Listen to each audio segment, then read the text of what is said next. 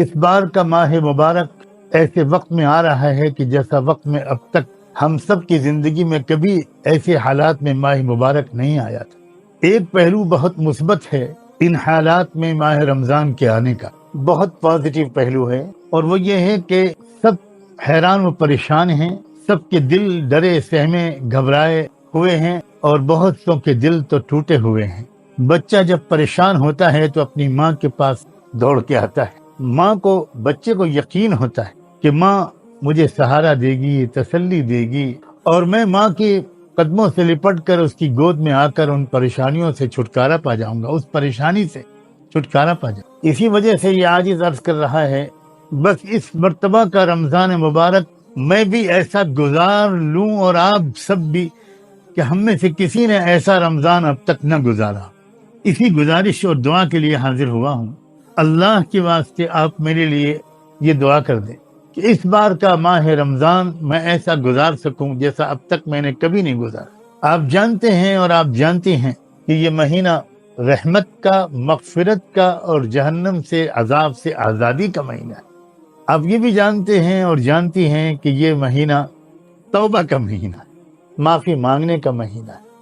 روٹھے رب کو منا لینے کا مہینہ ہے۔ اور بار بار آپ سن چکے ہیں کہ صبح سے لے کر رات تک اور رات سے لے کر صبح تک اس مہینے میں اللہ بے شمار بندوں اور بندیوں کو معاف کرتا رہتا ہے، اور بلکہ اسی لیے وہ اس مہینے کو بھیجتا ہے بار بار۔ اس وقت تو حالات اس بات کی گواہی دے رہے ہیں کہ اللہ ہم سے سخت ناراض ہے، اور اس ناراضی کو دور کرنے کا ہمارے پاس کوئی راستہ نہیں ہے سوائے اس کے کہ اب ہم دل کی گہرائیوں سے اپنے جرموں کا اقرار بھی کریں، اور اب اپنی زندگی کو ہمیشہ کے لیے بدل ڈالنے کا فیصلہ کر دیں اور شروعات کر دیں۔ کچھ اللہ کے بندے اب بھی امت میں ایسے موجود ہیں جنہیں وقتاً فوقتاً، یا کبھی کبھی کہہ لیجئے کہ رحمت دو عالم صلی اللہ علیہ وآلہ وسلم کی زیارت اور ہم کلامی کی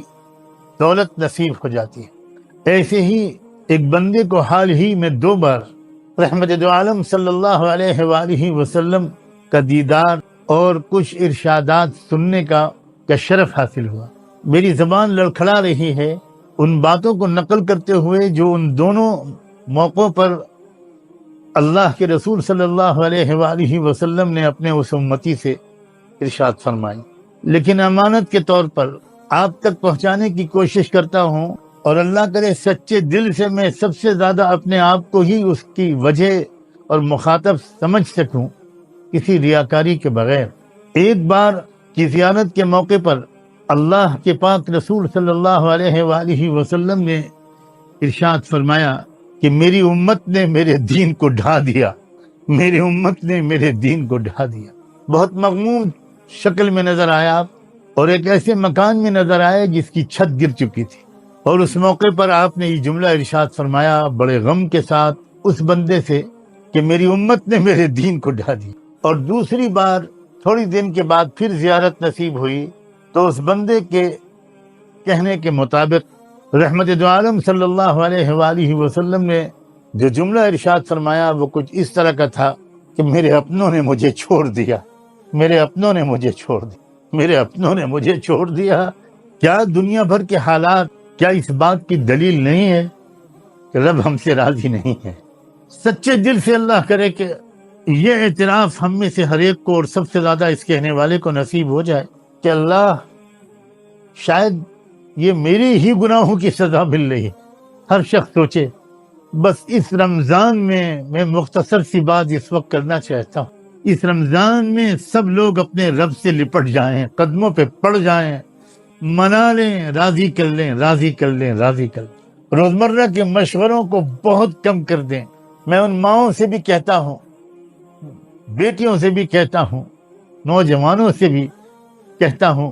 اپنے بھائیوں سے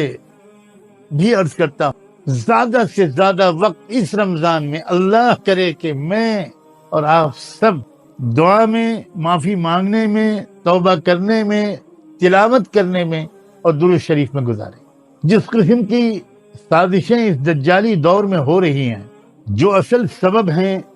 ظاہری سبب ہمارے گناہوں کے نتیجے میں، ہماری غفلت کے نتیجے میں، دین کو چھوڑ دینے کے نتیجے میں، دین کو ڈھا دینے کے نتیجے میں جو شیطانی اور دجالی طاقتوں کو مسلط ہو جانے کا موقع مل گیا ہے، اور وہ عجیب و غریب سازشیں کر رہی ہیں، ان کے ہر طرح کی شرارتوں اور سازشوں اور ان کے نقصانات سے بچنے کے لیے ماہرین بتاتے ہیں کہ سب سے زیادہ مؤثر عمل کثرت سے قرآن کی تلاوت کرنا ہے۔ جو لوگ آج کل اس وقت پوری دنیا کو کنٹرول کر رہے ہیں اللہ تعالیٰ کی ایک بنائے ہوئے منصوبے کے مطابق اور ہماری گناہوں کی وجہ سے، ان کے آباء و اجداد کا کردار قرآن میں بتایا گیا تھا۔ نبذوا کتاب اللہ وراء ظہورہم واتبعوا ما تتلو الشیاطین علی ملک سلیمان۔ جو لوگ میرے اشارے کو سمجھ سکتے ہیں، علماء کرام تو ضرور سمجھ رہے ہیں کہ وہی لوگ ہیں جو اس وقت پورے نظم عالم پر ان کو قابو دے دیا گیا ہے، اور یہ عین ان اطلاعات کے مطابق ہے جو اللہ کے رسول صلی اللہ علیہ وآلہ وسلم نے اپنے ان بے شمار ارشادات میں بیان فرمایا تھا، جو ارشادات دجال اور اس کے فتنے کے بارے میں حدیث کی کتابوں میں بھرے ہوئے ہیں۔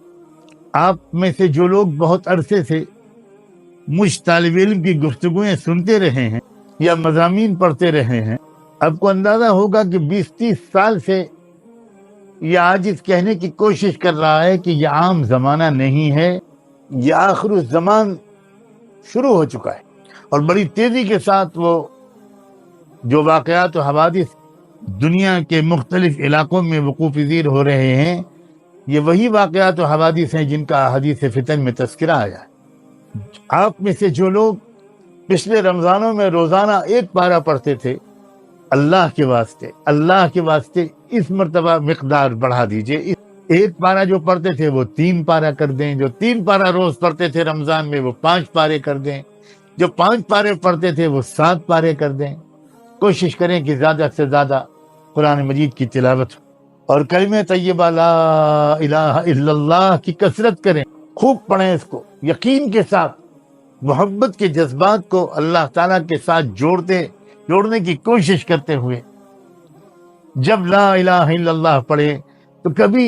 ذہن میں کیفیت ہو لا معبود الا اللہ کی، کبھی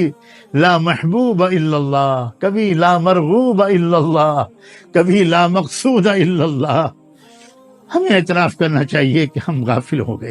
ہم بہت غافل ہو گئے، ہم مزے لے کر کلمے نہیں پڑھتے، ہم کیفیت کے ساتھ قرآن نہیں پڑھتے، بہت غافل ہو۔ بس میرا اللہ ستار بھی ہے اور غفار بھی ہے، اللہ معاف کر دے، اور اس مرتبہ رمضان ایسا گزروا دے اللہ جیسا گزرنا چاہیے، جیسا اب تک نہیں گزرا، اور کثرت سے درود شریف بھی پڑھے۔ موجودہ حالات میں اللہ کے بہت سے وہ بندے جو روحانیات کے رازوں کو کچھ سمجھتے ہیں، وہ سمجھ رہے ہیں کہ اس وقت درود شریف کثرت سے پڑھنے کے کیا فائدے ہوں گے۔ ہر دور میں اور ہر زمانے میں درود شریف بہت زیادہ اعلیٰ درجے کا ذکر ہے، اتنا اعلیٰ درجے کا ذکر ہے اور اتنی زبردست دعا ہے کہ صحابہ نے تو پوچھتے پوچھتے اللہ کے رسول سے یہ تک فیصلہ کر دیا کہ اللہ کے رسول اب میں تو اللہ سے کچھ مانگوں گا ہی نہیں، صرف درود پڑھتا رہوں، کیونکہ بار بار اشارہ ہو رہا تھا اللہ کے رسول کی طرف سے کہ تم جتنی چیزیں اللہ سے مانگنا چاہتے ہو وہ سب تم کو مل جائیں گی اگر تم مجھ پر درود شریف پڑھتے۔ تو پہلے ارادہ کیا کہ اچھا اب میں چوتھائی جو ذکر ہے میرا وہ میں درود ہی کے لیے خاص کر دوں گا، پھر کہا کہ تہائی، یہاں تک کہ پڑھتے پڑھتے یہ کہا کہ بس اب تو میں صرف، اور جب صحابی نے کہا کہ اب میں درود پڑھوں گا صبح سے رات تک، تو آپ نے تو عجیب بات فرما دی، پھر سن لو تمہاری ساری فکریں دور ہو جائیں گی، ضرورتیں سب پوری ہو جائیں گی، تمہاری سب دعائیں قبول ہوں گی۔ تو اس وقت جو حالات ہیں، اللہ اکبر، ذرا تصور تو کیجئے، ہم اور آپ میں سے تو بہت سے لوگ ابھی تک اپنے گھروں میں بیٹھ کر کھا پی رہے ہیں، لیکن میرے کروڑوں بھائی، میرے کروڑوں بیٹے، میری لاکھوں بیٹیاں، میری بہنیں، ان پریشان حالوں کا تصور کر کے تڑپ کر ان کے لیے بھی دعا کیجیے، یہ اس رمضان کو ایسا گزار لیں جیسا اب تک کوئی نہ گزارا۔